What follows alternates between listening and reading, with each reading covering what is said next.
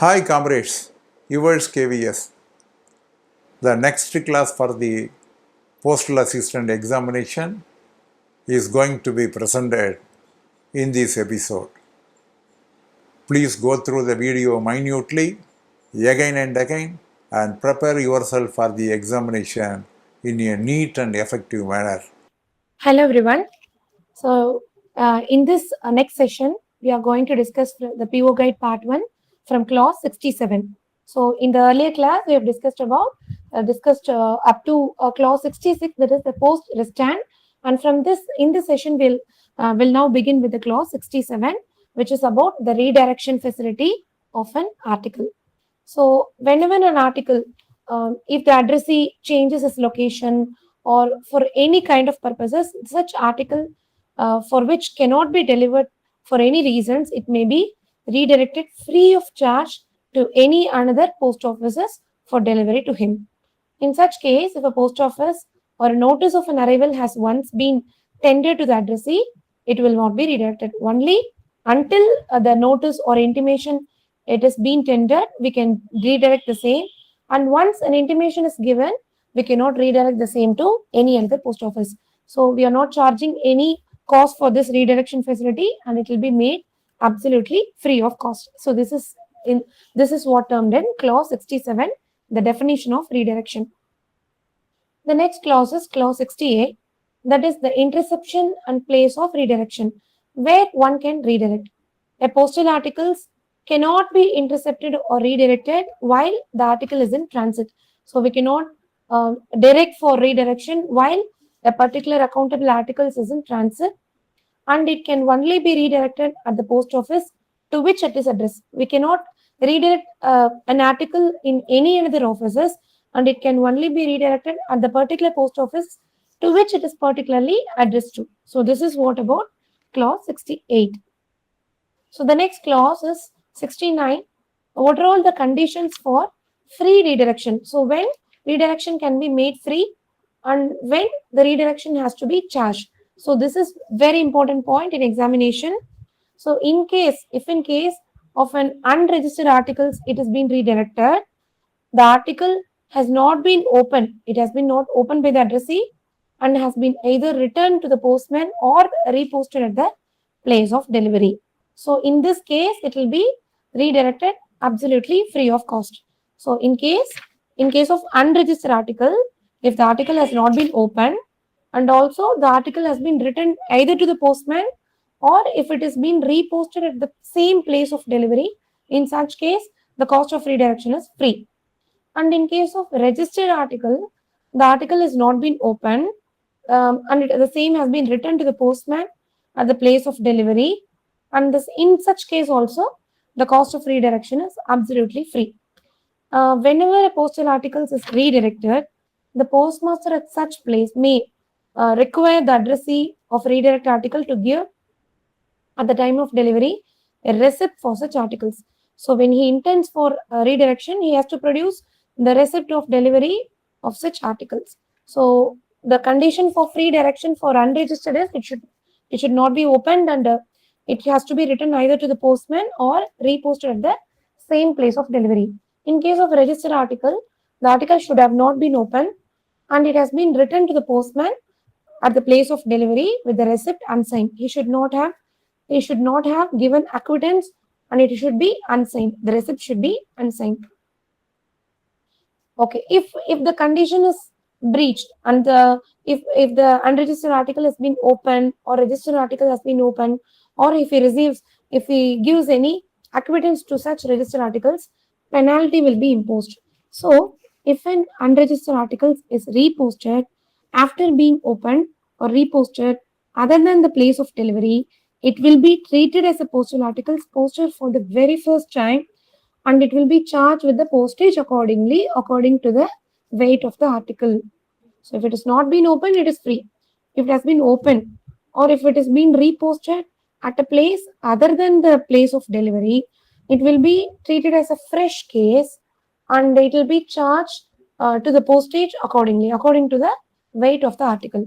And in case of registered articles of which delivery has been taken, it can be reposted and no fresh charge will be made on the account of postage, and only the registration fee of rupees 17 will be collected from the addressee. For unregistered, it will be treated afresh. As such, one fresh article is being reposted. But in case of registered articles, we'll get the postage. Will the postage is free, but whereas we'll get once again a registration fee of rupees 17 will be collected from the addressee.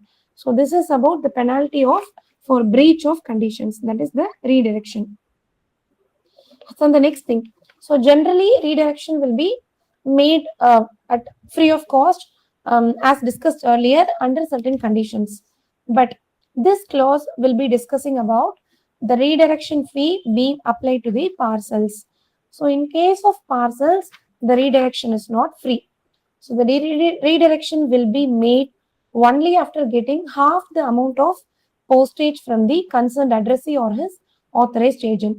So in case of redirection of parcels, it is absolutely chargeable, the postage amounting to half the prepaid rate in the shape of postage stamp. And this redirection fee will not be applicable if it is being redirected within the same delivery area or the same post town. If it is being returned or redirected within the same delivery area or the same post town, this half the postage will not be applicable. If it is being returned or redirected other than the outside the post office and outside the post town, then the half the postage rate will be applicable. And no redirection fee will be obtained for the parcels which has been addressed to troops, because the army troops will be changing frequently from one place to another. In such case, we will not be receiving any redirection fee for the parcels. So this is about clause 71, redirection fee for the parcels. The next clause 72 is about instruction regarding change of residence. As I told earlier, two kind of instructions, one is permanent and one is temporary. This clause is particularly dealing with the temporary instructions. So whenever an addressee is leaving and settling in some other place, whenever he changes his residence to some other place, he has to furnish at both the offices which the addressee is leaving and also now settling in a new place. He should give a written declaration, a written instruction in writing regarding the disposal of the postal articles. These kind of temporary instruction will not ordinarily be attended to for a longer period, and the validity of these kind of temporary instructions is only 3 months unless and until it has been renewed. If it has been renewed, we can extend for 3 more months. If it has not been renewed, the validity of the same will be only for 3 months from the date of application. So the thing is, the addressee should give the instruction for both the offices, from the office which he is leaving and to the office now where he is now being settled. And the instruction should be very simple and direct, and the validity of the same is 3 months. Next one, articles of the letter mail originally posted for transmission by the inland post will not be redirected to the places not served by the inland post. So any persons who is leaving India, who will be leaving India and who will not be present in India for some period, will have to leave their written instruction, or he has to appoint any agent in India to receive the articles or any other accountable or unregistered articles which has been intended to him. Unpaid or any insufficiently paid inland packets will not be redirected to any foreign countries unless fully prepaid transmission is being made by the addressee or his authorized agent for the foreign post. So generally, the person leaving India should give written instruction, or he has to appoint someone in this place to receive all the articles which has been addressed to him. In case of any unpaid or insufficiently paid, it will not be, in this case, it will not be directed to foreign countries unless it has to be fully prepaid, and all the costs bearing for such foreign post has to be made by the concerned addressee or by his authorized agent. So this is what mentioned in the next clause. The next clause is about clause 73, the period for which instruction valid. This has been discussed earlier. The same has been repeated. Instruction will not orderly be attended to for a longer period for more than 3 months unless it has been renewed within that time, except in case of persons leaving India. So the validity is 3 months. So the next clause is about treatment of undeliverable articles. So how to treat an undeliverable articles? So whenever an article in which address is found to be illegible, it is not clear or incomplete, or the wrappers of the cover, the upper cover of the articles, it has been lost or detached, it will generally be sent to the return letter office. We have discussed earlier in the first class, RLO, the return letter office for disposal, except when they are fully prepaid and the name and address of the sender appear on the outside when they are returned to sender. So if the address is clear, we can return to sender.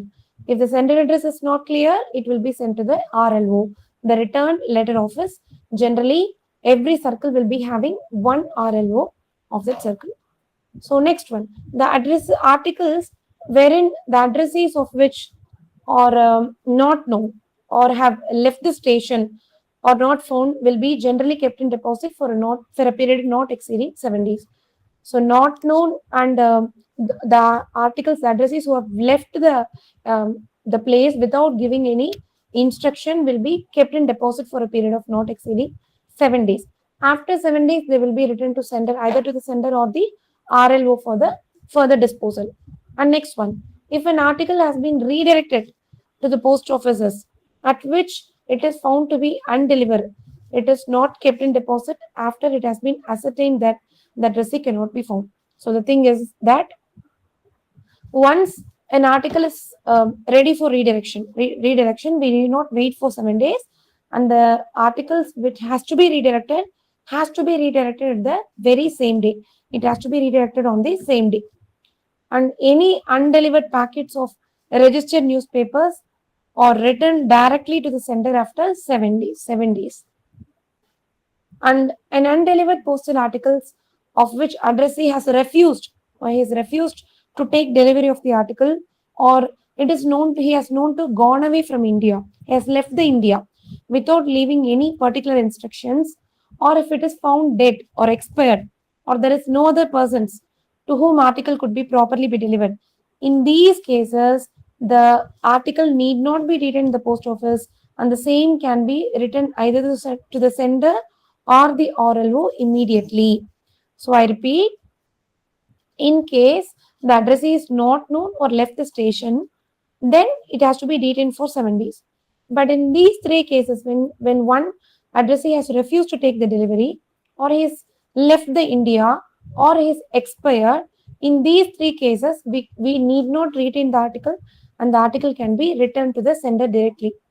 The refused unregistered articles which bear the name and address of the sender are written direct to the office of posting, except the articles on which postage or any sum due to be recovered or sent to the head office.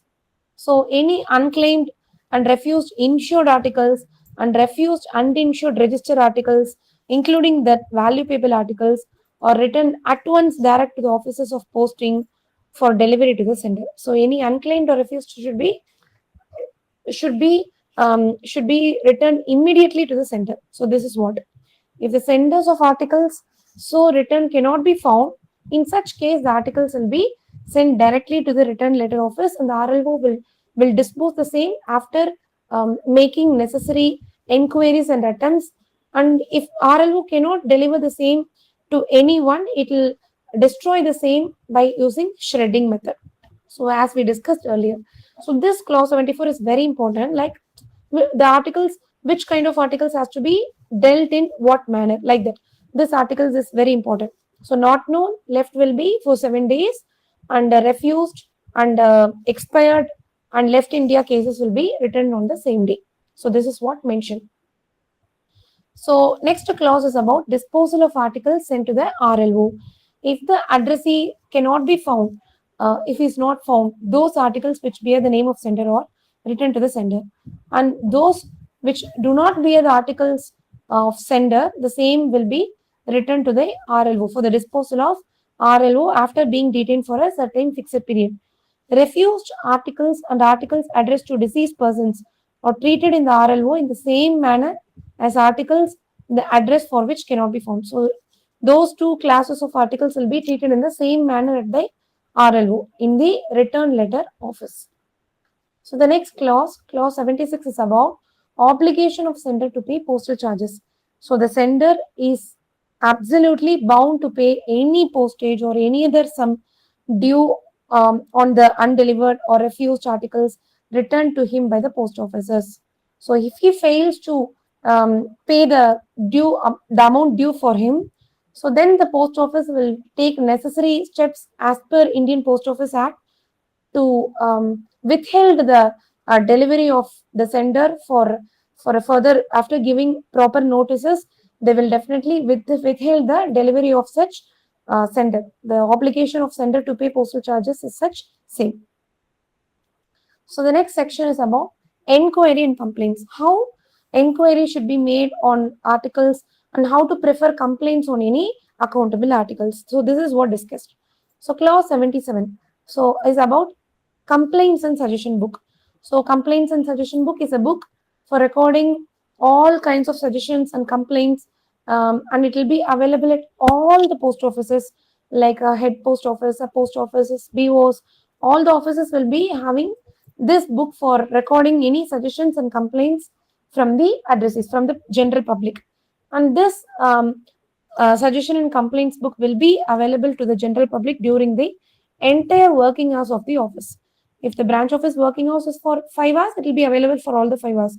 If the sub post office working hour is for 8 hours, then the same will be available for the entire working hours. So this is about complaints and suggestion book. Next clause, the authority to whom complaint should be addressed. To whom a complaint should be addressed.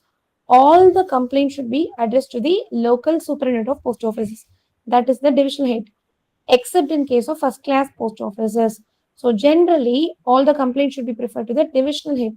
But in case of first class head post offices, those kind of complaints should be made to the first class head postmaster itself, because this first class head postmaster in charge is competent to attend any complaint pertaining to his own office. So general offices to divisional head. In case of first class office, we can give the same to the first class head postmaster. So this is the authority to whom the complaint should be addressed. And the next one, how to transmit the public complaints to the authority concerned. Any bona fide complaints against any service, any postal service, including the reminders which has been given to any previous complaint, should be addressed to any officer of the post offices, will be accepted for transmission free of charge if tendered open. It should be tendered open or in an open cover at any post offices. So if any post offices receive such complaints in an open cover, those post office can transmit the same to the concerned authority free of charge, without any cost. Complaints relating to any value payable articles or any accountable article should be tendered at post offices where it has been booked. So in case of other kinds of complaints can be tendered at any post office, but in case of accountable articles, VP articles, the complaint should be preferred at the office where it has been posted. And then the complaint sent by post must be prepaid with the postage. So it will be prepaid with the postage, and any unpaid or insufficiently prepaid communications will not be accepted by the post offices. And clause 80 is about the circle complaints officers. So each and every circle will be comprising a circle complaints officer vigilance officer attached to the headquarters of the circle to ensure proper attention and to expedite the process of disposal of any public complaints. And he may be referred to if any complaint is delayed or reply received by public is found to be unsatisfactory. He can refer the complaint to the circle complaints officer or the vigilance officer. So this is about clause 80. And very important point, clause 81 is the period within which a complaint should be preferred. So how long a public can prefer a complaint about a missing of any loss or damage articles at the concerned post offices. In case of money orders and value payable articles, the complaint has to be preferred within 12 months from the date of issue. I repeat, this is very important in examination. So in case of money orders and VPs, complaint should be preferred within 12 months from the date of issue. In case of money orders issued at field post offices, the complaint period is for 2 years from the date of issue of amount. So general money order means 12 months, whereas money orders issued at field post office, that is at APO Army Post Office, means it is for 2 years. In case of loss or damage to any registered or insured articles, the period of complaints within which it has to be preferred is 3 months from the date of posting. So 3 months, only 3 months. In case of accountable registered or insured, in case of loss or damage, it has to be, complaint should be preferred within 3 months from the date of posting. And if a customer gives complaints after this, the complaint will not be entertained.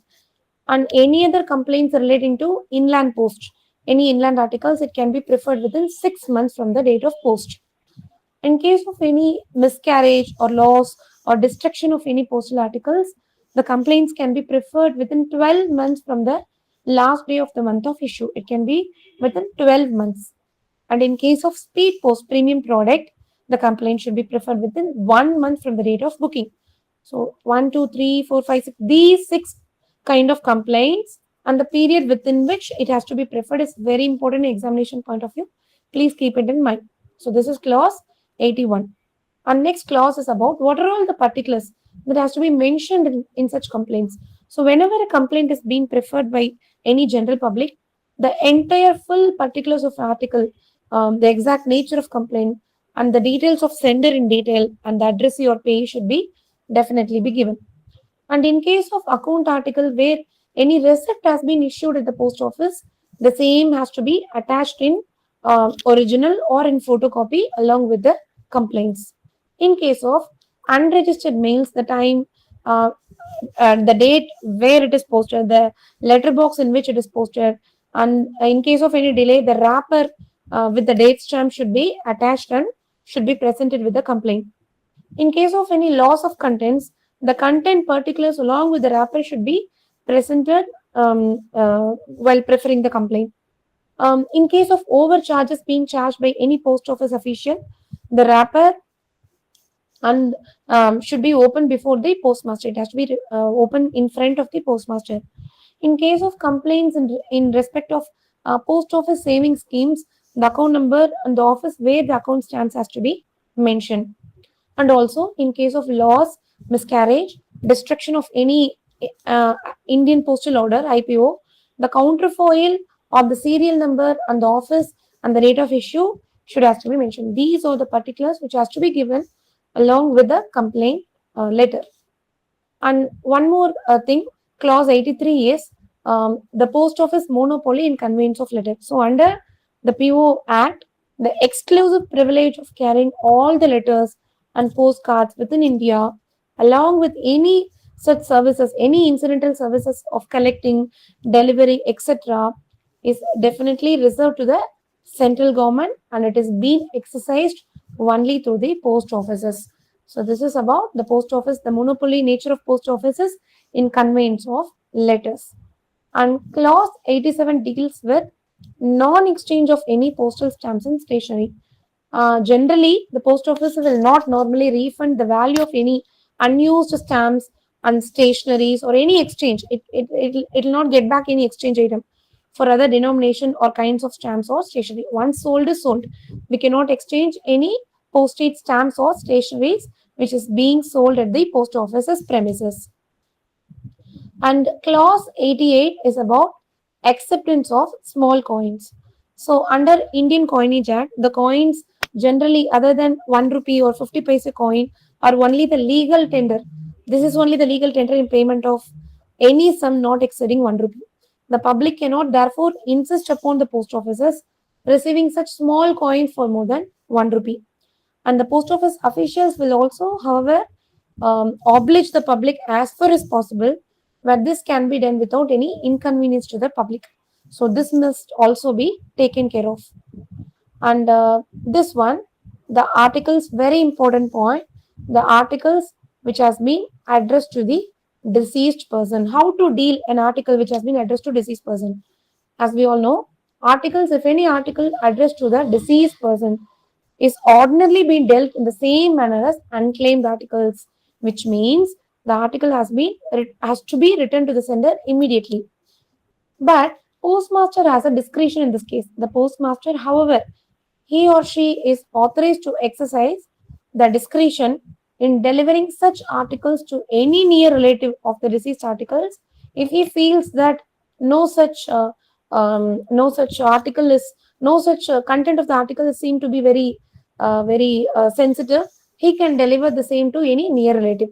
Only in case of uninsured, at any cost, insured article of a deceased person will should not be delivered to any near relative of the deceased person. So generally, deceased person's articles intended for deceased persons, which has been received, seems to be deceased, will be treated as in case of unclaimed articles. It will be returned to sender immediately.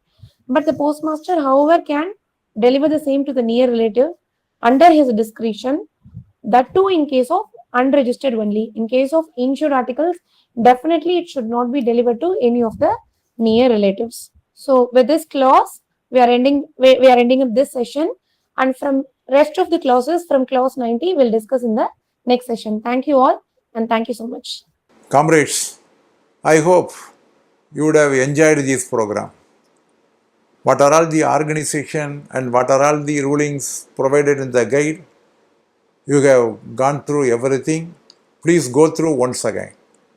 It is in the YouTube channel only, yours Kayveeyes YouTube channel only. You can go through once again. You read well again and again so that everything you can grasp very easily and you can write the examination very effectively. Please don't forget to subscribe the YouTube channel yours Kayveeyes. If you subscribe this channel, naturally you will get the notification as and when we are making the posting, fresh posting, not only for the classes but also the latest developments taken place in the department and also the orders and everything. You will definitely be benefited, and so don't fail to subscribe the YouTube channel. With this we are concluding. We will see again. Thank you very much. Meet again, comrades. Yours Kayveeyes.